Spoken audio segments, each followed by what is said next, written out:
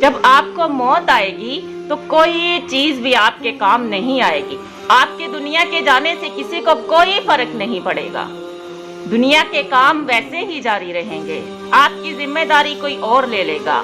آپ کا مال وارثوں میں تقسیم کر دیا جائے گا اور آپ کو اپنے مال کا حساب دینا ہوگا. موت کے وقت سب سے پہلے آپ سے جو چیز لی جائے گی وہ ہوگا آپ کا نام. لوگ کہیں گے ڈیڈ باڈی کہاں ہے. جب آپ کا جنازہ پڑھنے لگیں گے تو کہیں گے جنازہ لاؤ.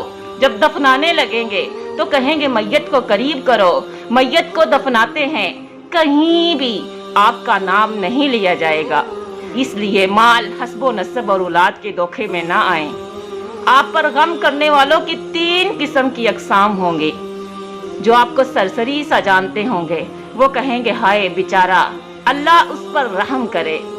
دوسرے نمبر پر آپ کے دوست اور احباب ہوں گے جو کچھ گھڑیاں یا کچھ گھنٹے آپ کا غم کریں گے پھر اپنی زندگی کی طرف لوٹ آئیں گے. تیسرے نمبر پر ہوں گے آپ کے گھر کے افراد. ان کا غم تھوڑا گہرا ہوگا. وہ کچھ مہینے یا زیادہ سے زیادہ 1 سال آپ کا غم کریں گے پھر آپ کو یادداشت کی ٹوکری میں ڈال دیں گے. دنیا کے نزدیک آپ کی کہانی کا اختتام ہو جائے گا. آپ کی اصل کہانی شروع ہو جائے گی اور وہ ہے آخرت.